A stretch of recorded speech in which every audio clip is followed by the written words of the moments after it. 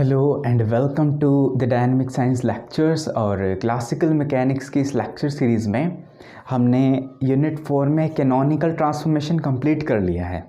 और अभी जो हमारा नेक्स्ट जो पार्ट है वो है आपका पॉइजन ब्रैकेट। ठीक है, तो इस लेक्चर में हम पढ़ेंगे कि पॉइजन ब्रैकेट क्या होता है और उसका कह सकते हो कंसिक्वेंस क्या है, या फिर कह सकते हो हम क्यों पढ़ते हैं उसको। ठीक है, और तीसरी बात कि उसकी प्रॉपर्टीज़। ठीक है, तो ये सब हम डिस्कस करेंगे। तो शुरू करते हैं पॉइजन ब्रैकेट। पॉइजन ब्रैकेट, ठीक है। अब देखो, ये जो पॉइजन ब्रैकेट है, मैं कुछ नहीं बताऊंगा, सिर्फ मैं डायरेक्ट एक डेफिनेशन लिख दूंगा और वही डेफिनेशन होती है ना।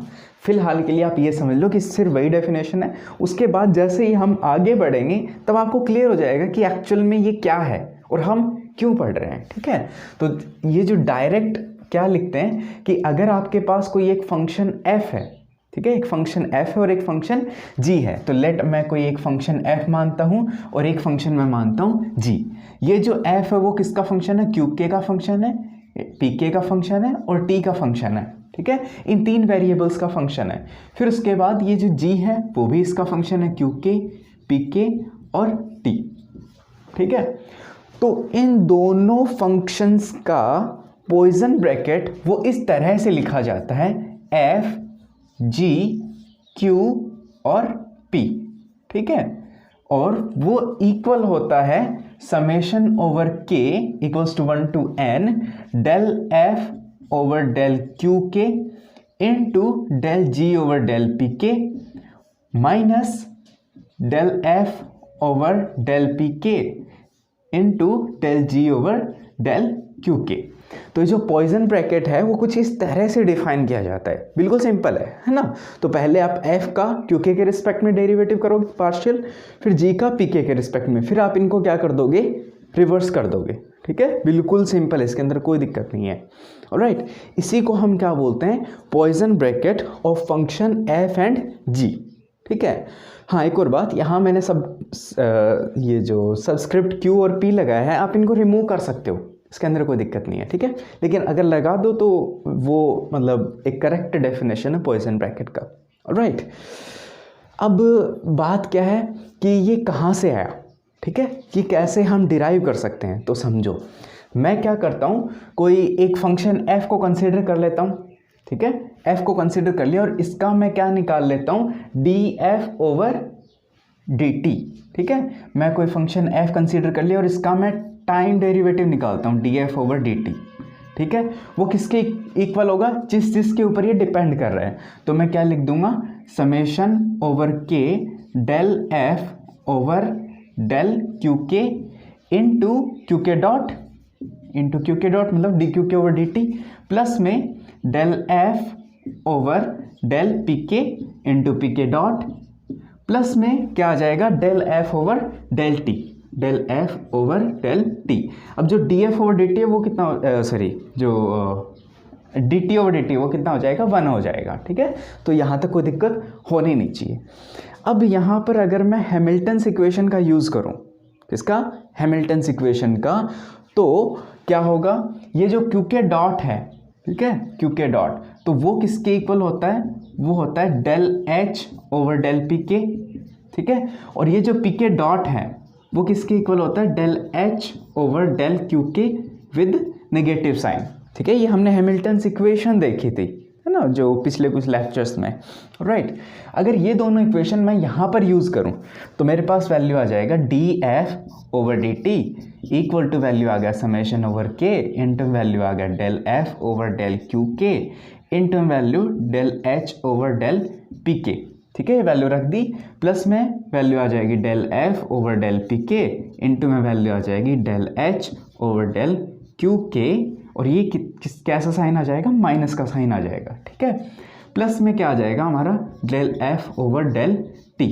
ठीक है, अब ये जो टर्म बना है, ठीक है, जो भी टर्म बना है इसको हम बोलते हैं पॉइजन ब्रैकेट। ठीक है, तो ये पॉइजन ब्रैकेट किस किस का हो जाएगा, f और h का, किसका, f और h का। तो यहाँ से मैं क्या लिख दूँ, df over dt equals to Poisson bracket of f and h plus में del F over del t. ठीक है, तो इसका ज़्यादा कुछ मीनिंग नहीं है, यहाँ से आपने देख लिया कि इसी टर्म को हमने ऐसा लिख दिया है।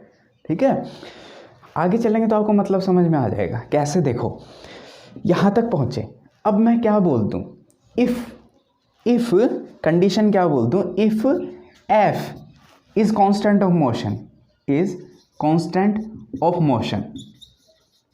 ठीक है, इसका मतलब क्या हो जाएगा, D F over D T, इसका वैल्यू कितना हो जाएगा, 0 हो जाएगा। तो यहाँ से मैं वैल्यू क्या रख दूँ, f h Poisson bracket plus में del F over del t equals to 0। ठीक है, पहली कंडीशन हमने ये लगाई। दूसरी कंडीशन में क्या लगा रहा हूँ, इफ़ एफ, ये जो फंक्शन है F, does not depend explicitly on time. ठीक है, is not, if F is not explicit function of time. ठीक है, तो उस केस में डेल एफ और डेल टी का वैल्यू 0 हो जाएगा। तब हम क्या कह देंगे कि ये जो Poisson bracket of f and H वो किसके इक्वल हो जाएगा, 0 के इक्वल हो जाएगा। और ये भी जो है ना del F over del T वो भी किसके इक्वल हो जाएगा, 0 के इक्वल। ठीक है, अब आपको इस चीज़ का मतलब समझ में आएगा। पॉइसन ब्रैकेट का क्या है कि कोई फंक्शन है f, ठीक है, f अगर उसका हैमिल्टोनियन के साथ पॉइसन ब्रैकेट 0 है, समझ रहे हो, अगर कोई एक फंक्शन f है जो किस किस का फंक्शन है, क्यू के, पी के और टी का, ठीक है, और उसका हैमिल्टोनियन के साथ पॉइसन ब्रैकेट 0 है, इसका मतलब क्या है कि वो फंक्शन एक तो टाइम के ऊपर एक्सप्लिसिटली डिपेंड नहीं कर रहा, दूसरा कांस्टेंट ऑफ मोशन है। समझ गए, दो चीज़ें, या तो आप क्या कह दो कि यहाँ से हमने क्या किया, कांस्टेंट ऑफ मोशन रखा और does not explicitly depend on time ये रखा, दो चीज़ें रखी, तब हमारा ये रिजल्ट आया। इसी को आप रिवर्स वे में देखो, क्या आएगा कि अगर किसी फंक्शन का हैमिल्टोनियन के साथ पॉइसन ब्रैकेट 0 है, इसका मतलब क्या है कि वो फंक्शन एक तो एक टाइम के ऊपर एक्सप्लिसिटली डिपेंड नहीं कर रहा, दूसरा क्या है, कांस्टेंट ऑफ मोशन है वो फंक्शन। ठीक है, अब यहाँ से बहुत इंपॉर्टेंट बात बताने जा रहा हूँ मैं, क्या है, यहाँ मैंने क्या लिखा कि अगर f आपका कांस्टेंट ऑफ मोशन है, D F over D T है, मतलब अब यहाँ से आपके माइंड में एक मिसकॉन्सेप्शन चल रहा है हमेशा से। क्या चल रहा है कि ये जो फंक्शन है, अगर f है, मैं कोई भी फंक्शन लिखता हूँ, let say X T plus X Y, ठीक है, ऐसा कुछ लिख दिया, और अगर मैं इसका D F over D T निकालूंगा तो वो 0 नहीं आएगा। ठीक है, और यहाँ से आप क्या कह दो कि ये फंक्शन टाइम का एक्सप्लिसिट फंक्शन भी है, क्योंकि डायरेक्ट टी आ रहा है आपका। ठीक है, डायरेक्ट टी आ रहा है, समझ गए, ये भी आपका 0 नहीं है D F over D T, और जो ये आपका del F over del T ये भी 0 नहीं है। ठीक है, लेकिन अगर यहाँ पर आपका टी नहीं आए, देखो अगर यहाँ पर आपका टी नहीं आए तो भी ये फंक्शन है ना, ये क्या हो जाएगा, टाइम से एक्सप्लिसिटली डिपेंड नहीं करेगा, डायरेक्ट आपका टी नहीं आ रहा, लेकिन आप इसके बारे में नहीं कह सकते कि क्या ये x है और y है, ये टाइम के साथ चेंज हो रहे हैं या नहीं हो रहे। ठीक है, अगर ये टाइम के साथ चेंज नहीं हो रहे तब तो आप क्या कह दोगे कि ये कांस्टेंट ऑफ मोशन है, समझ रहे हो, तब कह दोगे आप कांस्टेंट ऑफ मोशन है। लेकिन आप अगर वो फंक्शन कांस्टेंट ऑफ मोशन है, फिर भी ये ज़रूरी नहीं कि वो टाइम के ऊपर एक्सप्लिसिटली डिपेंड करे, समझ रहे हो इस बात को। अब देखो फॉर एग्जांपल अगर मैं बात करूँ, कोई पार्टिकल आपका, ठीक है, वो किसी पॉजिटिव एक्स डायरेक्शन में मूव कर रहा है, ठीक है, पॉजिटिव एक्स डायरेक्शन में, चाहे वेलोसिटी कांस्टेंट हो या फिर वो एक्सेलरेटेड हो, है ना, लेकिन क्या है उसका जो आप कह सकते हो कि टाइम का, अगर आप ये जो फंक्शन लिखते हो कोई भी फंक्शन उस पार्टिकल के लिए, वो टाइम का एक्सप्लिसिट डिपेंडेंट फंक्शन नहीं है। ठीक है, लेकिन उसका पोजीशन टाइम के ऊपर डिपेंड कर रहा है ना, तो D F over D T का वैल्यू 0 नहीं आएगा, क्योंकि वहाँ पर कहीं ना कहीं आपका क्या आ जाएगा, D x over D T यह आ जाएगा। ठीक है, और इसका वैल्यू 0 नहीं है, क्योंकि उसका जो पोजीशन है वो टाइम के साथ चेंज हो रहा है, समझ रहे हो इस बात को। ठीक है, तो ये बात आपको समझनी है ना। यहाँ से अगर हम ये कहते हैं कि वो जो फंक्शन है वो कांस्टेंट ऑफ मोशन है, इसका मतलब ये नहीं है कि उसका del F over del T भी 0 होगा, ये बात इंपॉर्टेंट है। अगर D F over D T 0, इसका मतलब ये नहीं है कि del F over del T 0 होगा, समझ रहे बात। अब देखो हम आगे बढ़ते हैं, इसी के ऊपर हम आगे बढ़ते हैं और क्या बात करेंगे कि देखो ये जो है हम किसका यूज़ करते हैं, हम लेट से इसका यूज़ कर लेते हैं, ठीक है। इसको मैं मैं इसको इक्वेशन 1 बोल दूँ, इसको मैं बोल दूँ इक्वेशन 2, ठीक है। अब इक्वेशन 2 को यूज़ करके मैं क्या कर दूँ, पहले मैं क्यू के एफ की जगह, अगर एफ आपका कितना हो, क्यू के हो, समझ रहे हो, यहाँ पर जो एफ है इसका वैल्यू कितना हो, क्यू के हो, सिर्फ क्यू के, तो उस केस में ये कितना बन जाएगा, क्यू के डॉट, ये कितना बन जाएगा, क्यू के डॉट इक्वल टू, ये वैल्यू कितना आ जाएगा, क्यू के एच, ठीक है। ये कितना आ जाएगा, पॉइसन ब्रैकेट ऑफ क्यू के एंड एच, प्लस में मैं क्या बोल रहा हूँ, क्यू के टाइम का फंक्शन नहीं है, ये जो क्यू के वो टाइम का फंक्शन नहीं है, तो ये आपका del F over del T वो 0 हो जाएगा, समझ रहे हो यहाँ पर।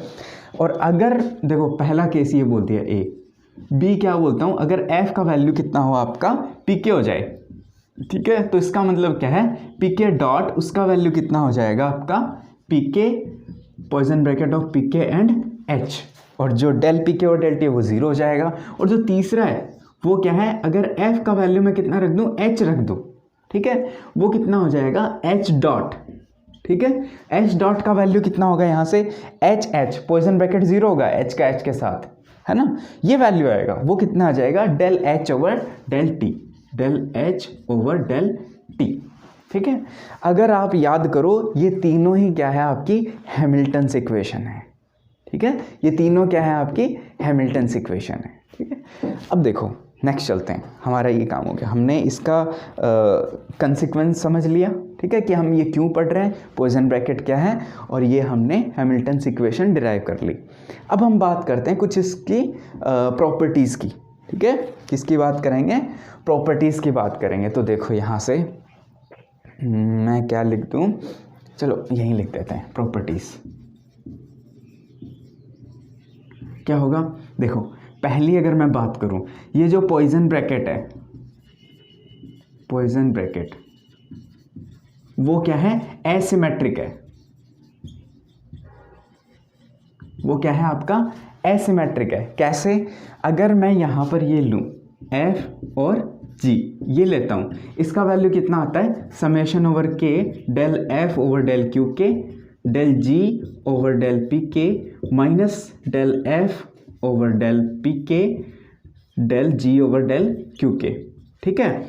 इसी को मैं क्या कर दूं, माइनस साइन अगर मैं बाहर ले लूं तो कितना आ जाएगा, summation over k del F over del p k del g over del q k minus del F over del q k del g over del p k, ये आ जाएगा, ये माइनस बाहर आ गया। अब ये पॉइसन ब्रैकेट किसका बन गया आपका, जी और एफ का। देखो ये जी पहले आएगा, एफ बाद में आएगा, समझ रहे हो, इनको आप फ्लिप कर सकते हो, फ्लिप कर लेना, ठीक है। तो वो किसका आ जाएगा, Poisson bracket of g f, ठीक है। तो यहाँ से आप क्या कह सकते हो कि ये जो पॉइसन ब्रैकेट होता है वो क्या होता है, एसिमेट्रिक होता है। अगर आप ऑर्डर चेंज करोगे तो क्या आ जाएगा आपका, नेगेटिव साइन आ जाएगा, है ना, इसके अंदर कोई दिक्कत नहीं होनी चाहिए। अब देखो हम आगे चलते हैं और इसी का यूज़ करके बाकी जो प्रॉपर्टीज़ है वो हम डिराइव करेंगे।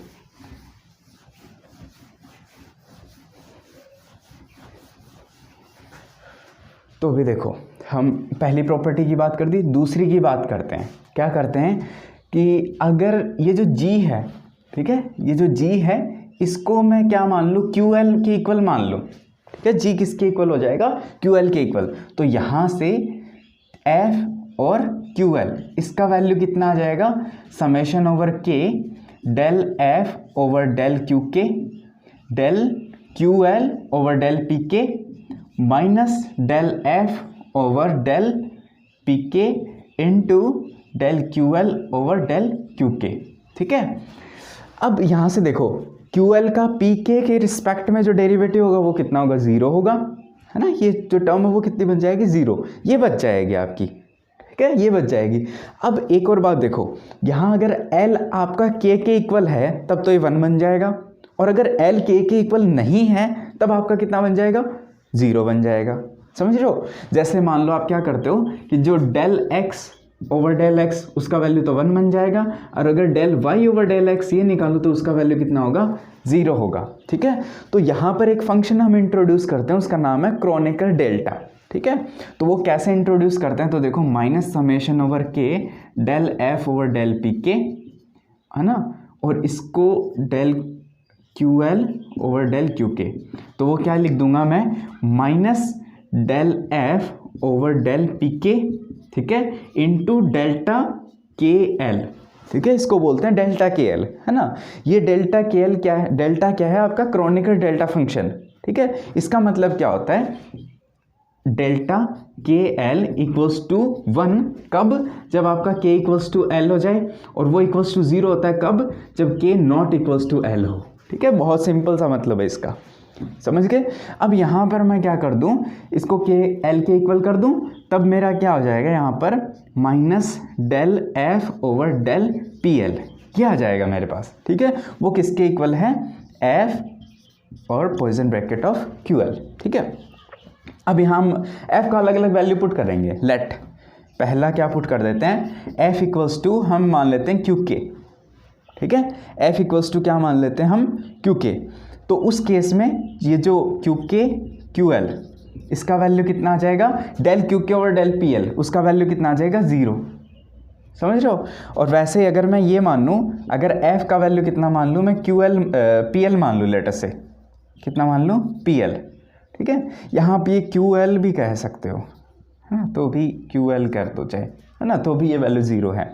और अगर मैं यहाँ क्या कर दूँ, पी एल का वैल्यू रख दूँ, तो पी एल और क्यू एल, यहाँ पी एल रखोगे तो डेल पी एल और डेल पी एल कितना हो जाएगा, कितना हो जाएगा, 1। ठीक है, और ये विद नेगेटिव साइन है, तो कितना कर दोगे आप, यहाँ ऐसे भी कह सकते हो, डेल्टा ऑफ, चलो ये तो 1 बन जाएगा, है ना। और अगर ये ऐसा हो कुछ पी के और क्यू एल, तब आप क्या कर दोगे, minus of delta k l. समझ गए यहाँ पर, है ना, ये कितना कर दोगे, minus of delta k L. F की जगह आप क्या रख दोगे, पी के रख दोगे, तो कितना बन जाएगा, माइनस डेल पी के ओवर डेल पी एल। ठीक है, और अगर पी के पी एल के इक्वल है तब तो कितना आ जाएगा, -1, अदरवाइज नहीं। ठीक है, ये बात है। अब हम इसी के अंदर हम नेक्स्ट चलते हैं, क्या करेंगे हम, देखो इस बार क्या कर लेते हैं, ये जो g है इसकी जगह हम pl रख लेते हैं, g की जगह क्या रख लेते हैं, pl रख देते हैं। तो तीसरा वो क्या है, g इक्वल्स टू कितना हो जाएगा, pl। तो अगर मैं रखूँ तो मेरे पास कितना आ जाएगा, f pl। ठीक है, इसका वैल्यू कितना हो जाएगा, देखो यहाँ से ये जो है, यहाँ पर मैं pl रखूँगा किसकी जगह, g की जगह, ये जो g की जगह pl रखूँगा, तो ये वैल्यू तो क्रोनेकर डेल्टा बन जाएगा। ये आपका ऐसा कैसा रहेगा, ये वैल्यू कितना बन जाएगा, 0। तो ये कितना हो जाएगा, plus of delta k l, plus of delta f, del F over del q k into delta k l. समझ गए, ये बात होगी यहाँ से। और अगर मैं f का वैल्यू कितना रखूँ, लेट अस से क्यू एल रख लेता हूँ। ठीक है, क्यू एल रखता हूँ या फिर क्यू के रख दे, ठीक है, क्यू के रख देते हैं, तो ये वैल्यू कितना हो जाएगा, क्यू के पी एल। ठीक है, वो वैल्यू कितना होगा, यहाँ से क्यू के रखो, ठीक है, क्यू के रख दो, या फिर क्यू एल भी रख सकते हैं यहाँ पर, ऑलराइट। ठीक है, तो ये कितना, ओहो यहाँ हमने कुछ गड़बड़ किया है,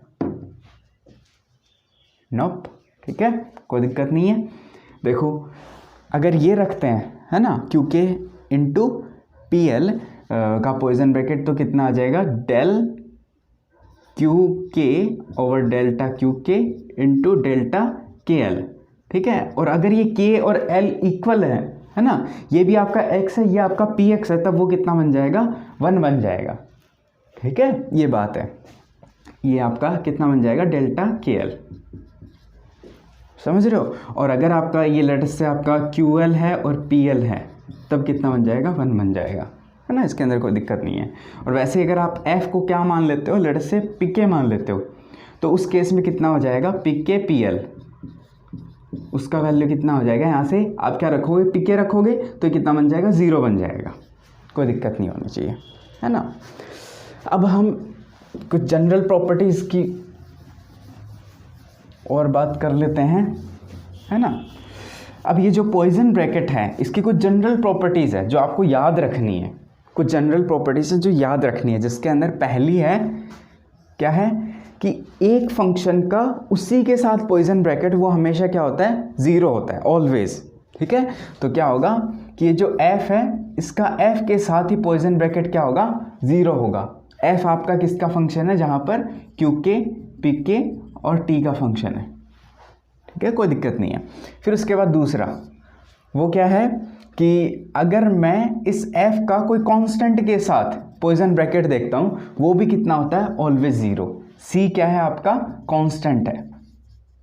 ठीक है, थर्ड जो प्रॉपर्टी आती है वो क्या आती है कि अगर मैं c, f और g ये करता हूँ, जहाँ पर c क्या आपका कांस्टेंट है, तब ये किसके इक्वल होगा, c आपका बाहर आ जाएगा, c, f, g। ठीक है, तो c क्या है आपका, कांस्टेंट है यहाँ पर। ठीक है, अब हम फोर्थ प्रॉपर्टी की बात करते हैं। वो क्या है कि अगर मैं दो फंक्शन का समेशन लूँ f1 प्लस f2, ठीक है, और उसका g के साथ पॉइजन ब्रैकेट लूँ, तो पहले क्या आएगा, f1 का g के साथ पॉइजन ब्रैकेट प्लस में f2 का g के साथ। तो ये क्या लिख दूँ मैं, f1 का g के साथ पॉइजन ब्रैकेट प्लस में f2 का g के साथ पॉइजन ब्रैकेट, कोई दिक्कत नहीं है। फिफ्थ वो क्या आएगा कि अगर मैं कोई फंक्शन f लूँ और यहाँ पर दो फंक्शन का मल्टीप्लिकेशन ले लेता हूँ, लेट अस से g1 और g2, दो फंक्शन का मल्टीप्लिकेशन ले लिया, तो ये कैसे आएगा, देखो ध्यान से दो।